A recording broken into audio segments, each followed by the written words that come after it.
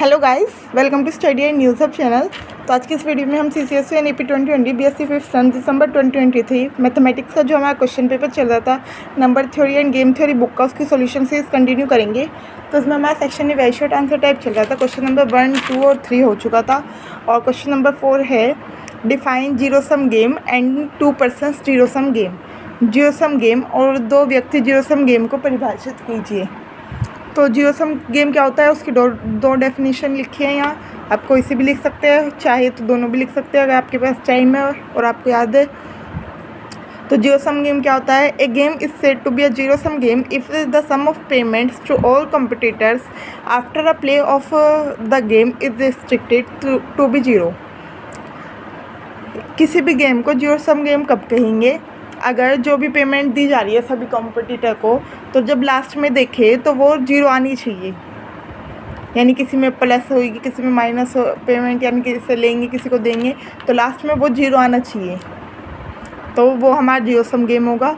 In other words, a game is called zero sum game if for every possible outcome theta which result in a payment pi theta to competitor I out of n competitors and ni courses of action are available to the competitor I, then we have sigma I is equals to 1 to n pi theta is equals to 0।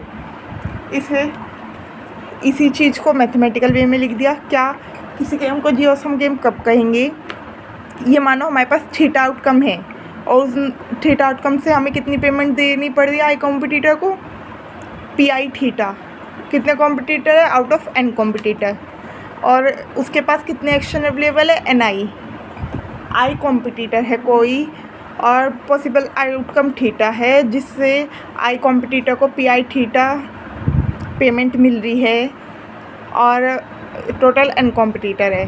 तो जो हमारा n के n competitor के last में payment का sum होगा, देखो i is equals to 1 to n, यानी कॉम्पिटिटर 1 से लेके n तक के सारे कॉम्पिटिटर का जब सम करेंगे पेमेंट का, उनकी जो मिल रही है pi थीटा, तो वो इक्वल टू 0 आनी चाहिए। यही लिखा था कि लास्ट में क्या आनी चाहिए? 0 पेमेंट जो है, जो सारे कॉम्पिटिटर की, सारे कॉम्पिटिटर कितने हैं? n, तो sigma i equals to n हुआ और pi थीटा i को मिल रही थी। अब i कोई सा भी हो सकता है 1 से लेके n तक, तो इज इक्वल्स टू 0।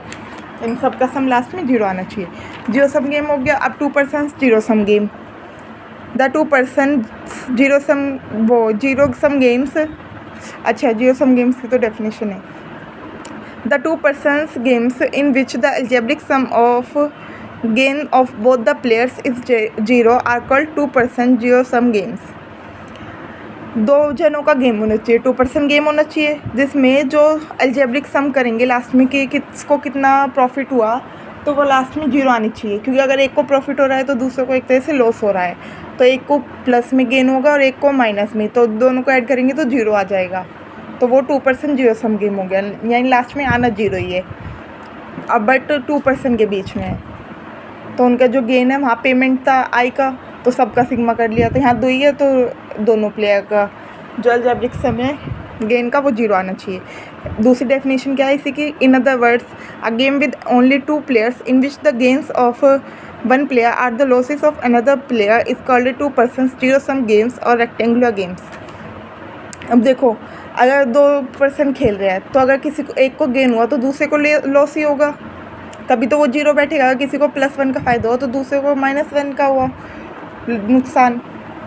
तो एक तरह से जब एक प्लेयर का गेन दूसरे का लॉसेस हो जाए और 2 प्लेयर खेल रहे हो, तो वो 2 पर्सन जीरो सम गेम होगा। और इन्हें रेक्टेंगुलर गेम भी कहते हैं, क्योंकि जब इनकी पे ऑफ मैट्रिक्स बनाते हैं वो रेक्टेंगुलर शेप की होती है।